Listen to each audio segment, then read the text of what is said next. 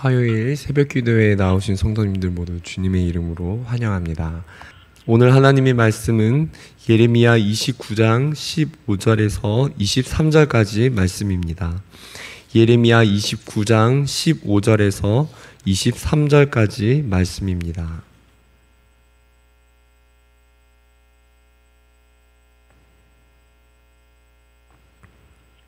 한 절씩 교독하신 후에 마지막 절은 함께 공독하겠습니다.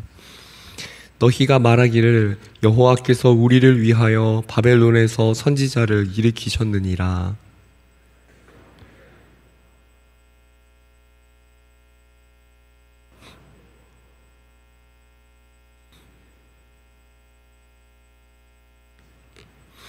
만군의 여호와께서 이와 같이 말씀하시되 보라, 내가 칼과 기근과 전염병을 그들에게 보내어 그들에게 상하여 먹을 수 없는 몹쓸 무화과 같게 하겠고,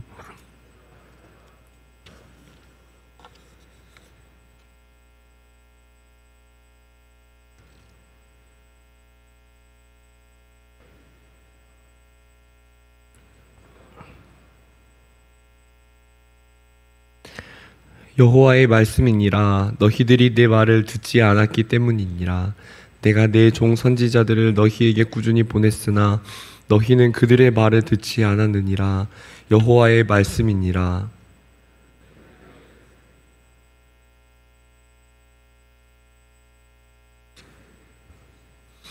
만군의 여호와 이스라엘의 하나님께서 골라야의 아들 아합과 마아세야의 아들 시드기야에 대하여 이와 같이 말씀하시니라. 그들은 내 이름으로 너희에게 거짓을 예언한 자라. 보라, 내가 그들을 바벨론의 왕 느부갓네살의 손에 넘기리니 그가 너희 눈앞에서 그들을 죽일 것이라.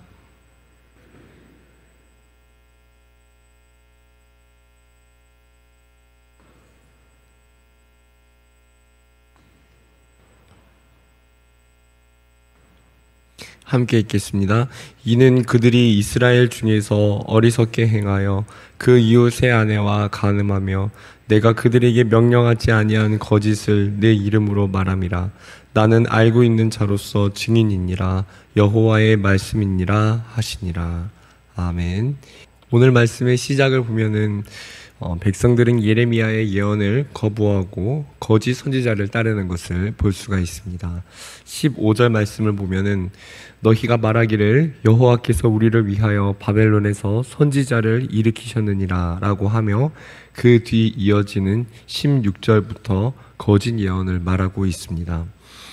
백성들은 거짓 예언과 진짜 예언, 그러니까 하나님의 말씀인 것과 하나님으로부터 오지 않은 거짓 예언 둘 중에서 하나를 선택하고 있습니다.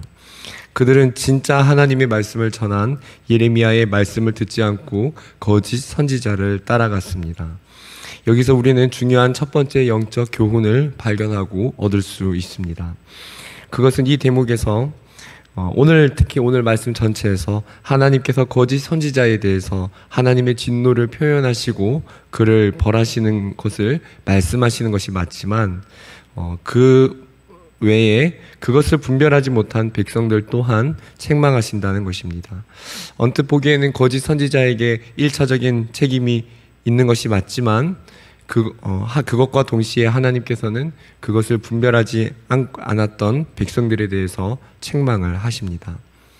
하나님께서 거짓 선지자뿐만 아니라 거짓 선지자를 따라가는 이스라엘 백성을 책망하시고 벌하시는 이유가 무엇입니까?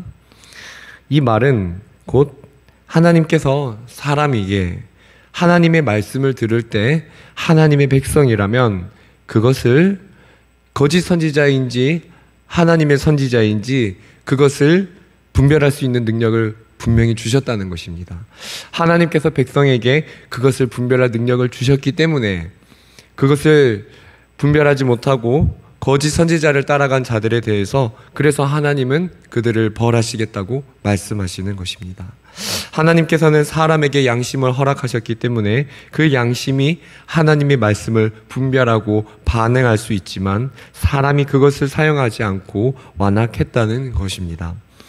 요한복음 10장 27절에 보면은 예수님께서 이런 말씀을 하신 적이 있습니다. 내 양은 내 음성을 들으며 나는 그들을 알며 그들은 나를 따르느니라. 예수님은 분명히 말씀하셨습니다. 완전한 하나님이시며 완전한 사람의 몸을 입고 오신 예수님께서 내 양은 내 음성을 듣는다. 하나님의 백성은 반드시 하나님의 음성을 듣게 돼 있고 그것이 하나님의 음성인 줄 분별할 수 있는 능력이 그 백성에게는 있다고 예수님은 분명하게 말씀하셨습니다. 그렇다면 오늘 이 대목에서 하나님의 백성은 예레미야를 통해 하나님의 말씀을 들은 것을 알았을 것입니다. 거짓 선지자가 있었다 하여도 그것을 분별할 수 있을 만한 능력이 그들에게는 있었다는 것을 의미합니다. 엄밀히 말해서 백성들은 거짓 선지자와 참 선지자가 동시에 예언을 했기 때문에 헷갈린 것이 아니라 알지만 인정하기 싫어서 참 선지자를 거부한 것입니다. 하나님의 말씀이 내 마음과 맞지 않기 때문에, 즉 조금 더 구체적으로 설명드려 보면은 하나님께서 예레미야를 통해서 말씀하신 징계에 관한 부분, 포로로 보내시는 이 징계라는 과정을 인정하지 않았고 인정하기 싫었던 것입니다. 바꾸어 말하면 이렇습니다. 징계를 인정하지 않는다는 것이 무엇입니까? 곧 우리가 죄를 지었다는 것을 인정하지 않는다는 것입니다.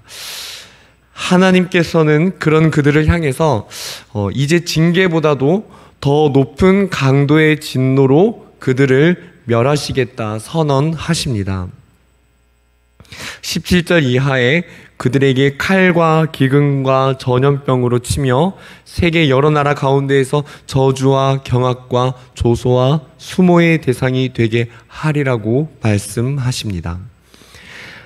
하나님은 그들이 스스로 의롭다 생각하지 않고 겸손하여 징계를 인정하지 않았던, 죄를 인정하지 않았던 그들에게 하나님의 말씀을 그대로 받기를 원하셨습니다. 그러나 그들은 듣지 않았습니다. 함께 예배드리는 사랑하는 성도님들, 양인 성도는 반드시 하나님, 목자이신 하나님의 음성을 듣게 되어 있습니다. 그러나 그 음성이 들려도 때로는 그 음성을 거부하는 이유는 내 마음에 맞지 않기 때문에, 조금 더 구체적으로 아까 말했듯이 내가 죄인이라는 것을 인정하기 싫기 때문에, 즉 회개하기 싫은 마음이 우리 가운데 올라오기 때문입니다. 하나님께서 이스라엘 백성에게 징계를 말씀하시는 이유는 그 징계의 메시지를 통해 그들이 심각한 죄의 상태에 있다는 것을 깨닫고 하나님 앞에 회개함을 통해서 결국에 그 메시지의 결론이 무엇입니까? 하나님께서 그 메시지를 여러 번 반복하시는 이유는 징계 자체가 목적이 아니라 그 메시지를 통해, 그 징계를 통해 백성과 하나님과의 관계를 회복하기 위함인 것입니다. 그렇기 때문에 하나님께서 이 백성에게 메시지를 전하셨을 때 그 메시지의 초점은 바로 회개에 있다고 할 수가 있습니다. 성도님들, 오늘 이 말씀을 통해 우리 자신을 비추어 보기를 원합니다. 요즘에 최근에 우리의 영적인 상태는 어떠합니까? 혹여나 말씀을 들을 때 회개로 반응하실 때도 있지만 그렇지 않을 때도 우리 가운데는 있습니다. 가끔 우리는 말씀을 듣거나 하나님의 말씀을 생각해 볼 때 내가 뭐 죄인이야, 내가 뭐 그렇게 잘못한 것이 있어? 말씀을 들을 때마다 저건 내 이야기는 아니야 라고 생각하거나 회개 없이, 말씀 앞에 회개 없이 지나칠 때가 우리 가운데는 있지 않습니까? 사랑하는 성도님들, 혹여나 최근에 우리의 마음이 눈물을 잃어버렸거나 우리의 삶 가운데 하나님과의 관계에 있어서 죄에 대해서 민감한 마음이 사라진 분이 계시다면, 오늘 딱딱해진 내 마음이 있다면은 그 마음을 위해서 함께 기도하실 수 있는 성도님들이 되시기를 바랍니다. 오늘 말씀을 돌아보며 하나님께서 끊임없이 말씀하셔도 징계를 받아들이지도 인정하지도 못하였던 이스라엘 백성을 보면서 나는 과연 하나님의 말씀 앞에 스스로의 죄를 인정하는 모습을 가지는가 생각하면서 함께 기도할 수 있기를 원합니다.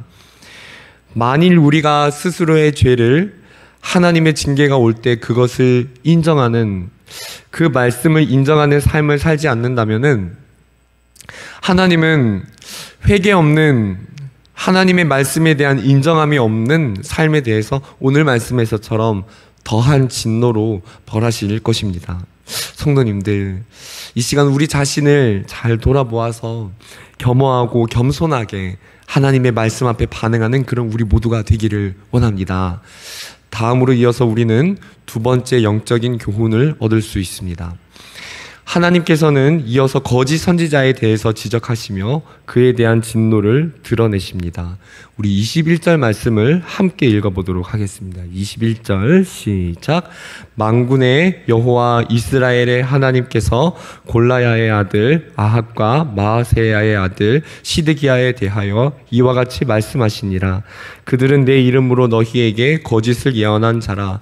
보라, 내가 그들을 바벨론의 왕 느부갓네살의 손에 넘기리니 그가 너희 눈앞에서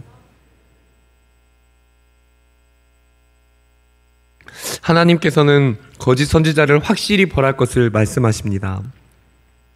우리는 이 땅을 살아가는 동안에 이 시대에도 우리가 살아가는 이 시대에도 이와 같은 거짓 선지자들을 보게 됩니다. 예수님께서는 마지막 때에 미혹하는 자들이 많이 일어날 것이라고 분명히 말씀하셨습니다. 그들은 아들이신 예수 그리스도를 인정하지 않는 자들이며 그리스도를 통한 회개에 이르게 하지 않으며 하나님의 말씀을 왜곡해서 전하거나 바르게 전하지 않습니다. 오늘 말씀에는 그런 자들의 거짓 선지자들의 특징 하나를 말해주고 있습니다. 그것은 그들이 말씀을 잘못 전할 뿐 아니라 그런 자들은 삶으로도 심각한 범죄를 동반한다는 것입니다. 23절 말씀을 보시면은 이는 그들이 이스라엘 중에서 어리석게 행하여 그 이웃의 아내와 간음하며 라고 말씀하십니다. 최근 1년 사이에 감옥에 가신 자칭 하나님이신 분들이 속속히 나옵니다. 그런 자들의 특징을 보면은 하나님의 말씀을 전한다고 하나 삶에서 아무 죄책감 없이 반복적으로 큰 범죄를 저지르는 것을 볼 수가 있습니다.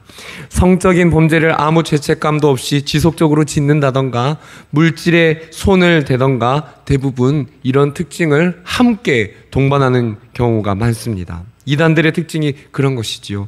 대표적인 예로 이재록 이단의 성범죄나 이만희 이단의 물질 관련 구속 사건을 말할 수 있습니다. 거짓 선지자는 하나님에게 관심이 있는 것이 아니기 때문에 그들의 삶의 열매는 반드시 죄악으로 귀결되게 되어 있습니다. 예수님께서도 거짓 선지자들에 대해서 마태복음 7장 16절에서 그들의 열매로 그들을 알지니 가시나무에서 포도를 또는 엉겅퀴에서 무화과를 따겠느냐라고 말씀하셨지요. 그들은 하나님을 위해 존재하지 않고 자기 이익을 위해서 사람들의 영혼을 갈취하기 때문에 그런 것입니다. 거짓 선지자들은 그렇습니다. 거짓 예언을 말할 뿐 아니라 삶에서 죄책감 없이 거리낌 없이 심각한 범죄를 지속적으로 짓습니다. 함께 예배드리는 사랑하는 성도님들, 거짓 선지자들은 이와 같습니다. 그런데 가끔 정통주의 기독교 사역자에게서도 그런 일들이 일어납니다. 부끄럽지만 그렇습니다. 하나님의 말씀을 전하는 듯 하나 그 열매는 돈 혹은 명예, 성적인 타락인 경우가 실제 있고 그것이 세상에 드러나는 경우에 참 부끄러운 일들이 많이 있습니다. 2, 3년 전 인천에서 교회 성도와 간음하여서 자식을 낳고 그것을 그 성도의 남편의 자식인 것처럼 거짓으로 자라게 하여서 그 아이가 중고등학생이 되었는데 그 아이의 아버지가 주변에서 하도 그 담임 목사와 아들이 닮았다는 이야기를 많이 하여서 유전자 검사를 하였는데 담임 목사의 자식으로 판명이 난 것입니다. 그런데 더 중요한 것은 그럼에도 불구하고 회개하기는커녕 파렴치하게 그 목사가 이 사실을 인정하지 않고 그 검사 결과를 받아들이지 않고 하나님께서 그 자녀를 그 가정에 주신 것이라고 말하는 말도 안 되는 거짓말을 지속적으로 주장하다가 결국 구속이 되었다는 것입니다.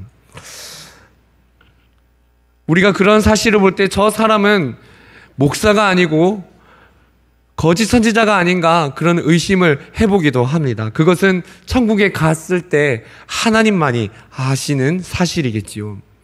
그러나 사랑하는 성도님들, 우리는 이러한 사건들을 통해서 영적 교훈을 얻게 됩니다. 무엇입니까? 첫 번째는 이 땅을 살아가는 이 시대의 사역자들을 위해 기도해 주셔야 된다는 것입니다.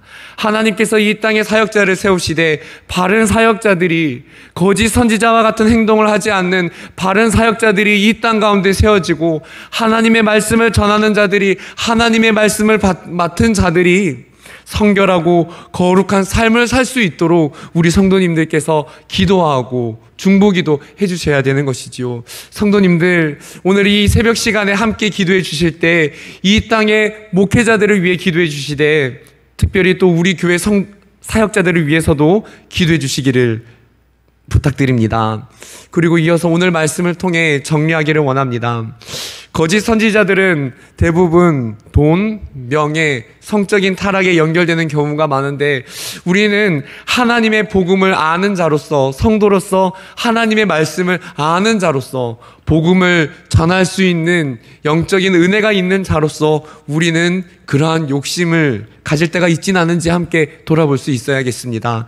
성도님들, 우리가 큰 범죄로 드러나지는 않지만 교회에서 봉사를 하다가 섬기다가 우리가 혹여나 명예에 눈이 갈 때도 있고요, 물질에 관해서 우리의 욕심이 갈 때도 있습니다. 크게 드러나진 않는다 하더라도 오늘 우리 안에 그러한 삶의 모습이나 생각이 있지 않은지 우리 겸허하게 하나님 앞에 돌아보며 함께 기도하는 시간을 가지기를 원합니다. 주기도문 하시고 함께 기도하며 나아가겠습니다. 하늘에 계신 우리 아버지여, 이름이 거룩히 여김을 받으시오며 나라가 임하시오며 뜻이 하늘에서 이루어진 것 같이 땅에서도 이루어지이다. 오늘 우리에게 일용할 양식을 주시옵고, 우리가 우리에게 죄 지은 자를 사하여 준 것 같이 우리 죄를 사하여 주시옵고, 우리를 시험에 들게 하지 마시옵고 다만 악에서 구하시옵소서. 나라와 권세와 영광의 아버지께 영원히 있사옵나이다. 아멘. 함께 기도하며 나아가시겠습니다.